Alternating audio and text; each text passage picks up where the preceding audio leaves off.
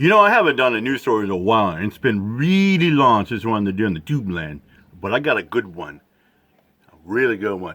Judge who signed Breonna Taylor's search warrant approves for another botch raid. Say it ain't so.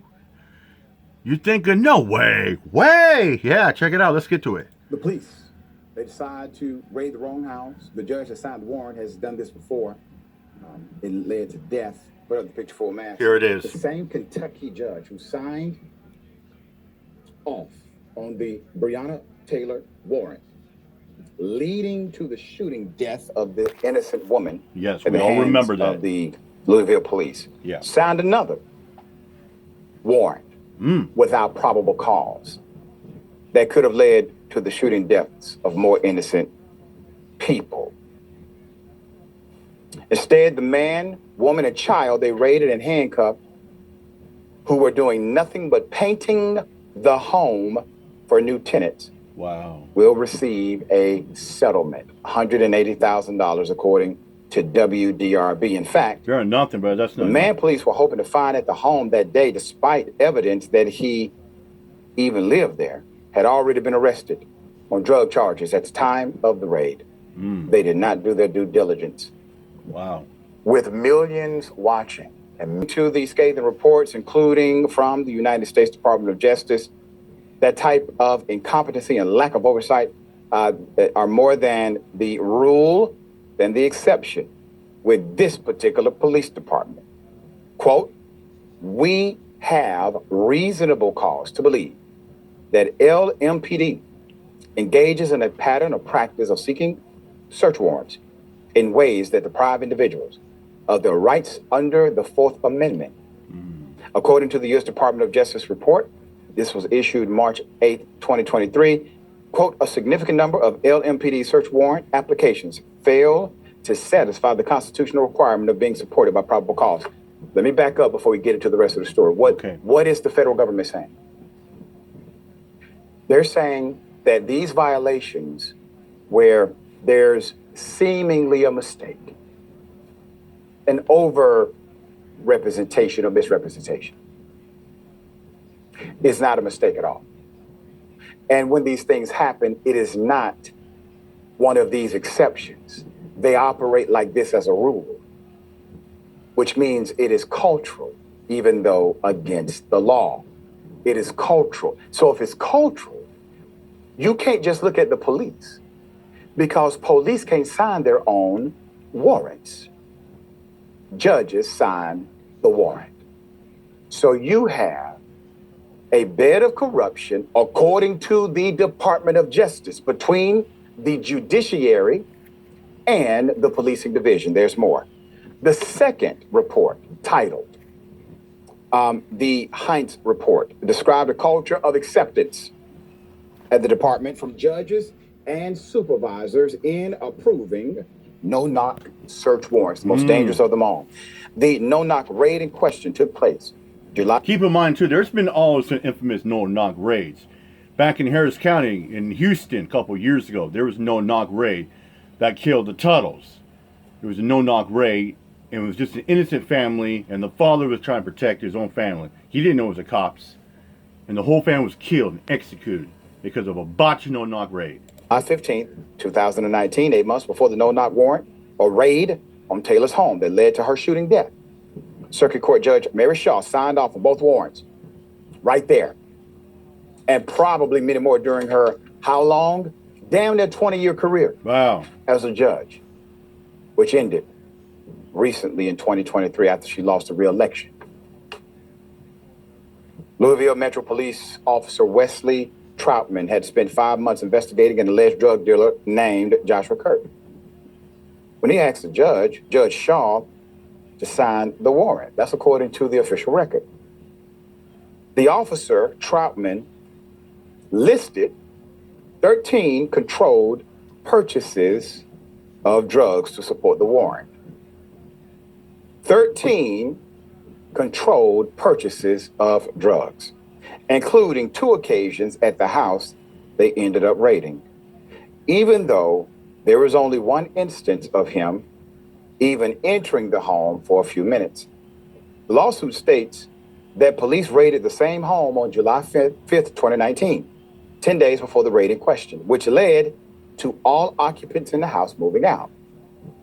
Days later, Roy Stucker was hired to paint the home along with his girlfriend, Courtney Brown Porter, and her 10-year-old daughter. Wow.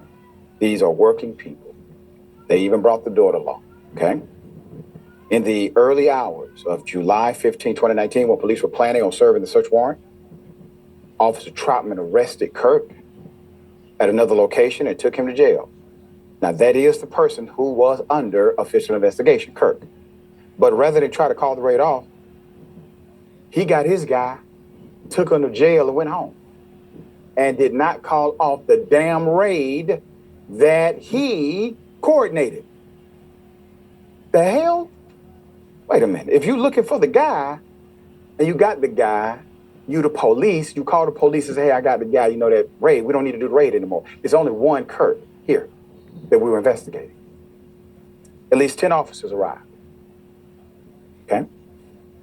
2 in armored vehicles. Just imagine this. And you're at work and you've brought your 10-year-old daughter with you. An armored, 2 armored vehicles, 10 cops, and at least 1 ATV. This is a military attack. Yeah, it's like it's a tactical team. They approach your house and yell, quote, police with a warrant. Seconds before they started breaking every window. Quote, please, this is a job. We don't live here. You can hear Brown Porter pleading with them. You really going to put my daughters in handcuffs? It's the second question you hear. They put handcuffs on a 10-year-old girl. They put the 10-year-old in handcuffs. The cops separated all 3 individuals as they searched the home, finding nothing illegal. The 3 remained in handcuffs for 20 minutes. 20 minutes. The couple filed a lawsuit which was dismissed at the district level on the basis that the cops had enough probable cause to conduct the raid. You're back to a version of qualified immunity. Of course. However, an appellate court overturned the dismissal after realizing the degree of search warrants being handed without the prerequisite of probable cause. Quote, they, meaning the police, treated us horrible. I mean, worse than if we was what he was looking for. Talking bad about us, cuss her out, getting upset, stuck a road. They talk bad to the 10-year-old. Wow. Okay, so you all are incapable of doing real police work. Your lack of credibility, your lack of skill, detective prowess, has already led to the death of at least one person. I mean, don't you think that when police officers they're sworn and trained, they are taught to be professional? It's like when we all go to work, we're taught to be cordial and professional, courteous. We don't act like jackass and dickheads and start calling, slandering, and shouting at people like that. It reminds me of the video I watched, Oddly Audit, where cops were mocking the crowd after the body slammed an innocent man down the ground, cracking his head, and the cops were mocking the crowd. One that talks about, oh yeah, I'm gonna roll on, give me a body, like yeah, mocking in the crowd, and you don't disrespect people like that. You don't call them out, taunting them. That's fucking bullshit. And you got cops think it's funny when they do this shit like that. It's not. Possibly more, and you have now traumatized the family. Yeah. But in that, the other side of that, every time you all do this, you defund the police. So now you're paying a settlement to this family. You had to pay a settlement. Yeah, just like that when I watched the Audit channel about the Chicago. Yeah, the young man who got body slammed, he settled out for $195,000. Yeah, and this is why people don't trust LAPD, NYPD, and Chicago PD. I mean, it's getting bad in other cities. Well, I mean, Seattle is getting a thin reputation. People screaming about defund the cops up there.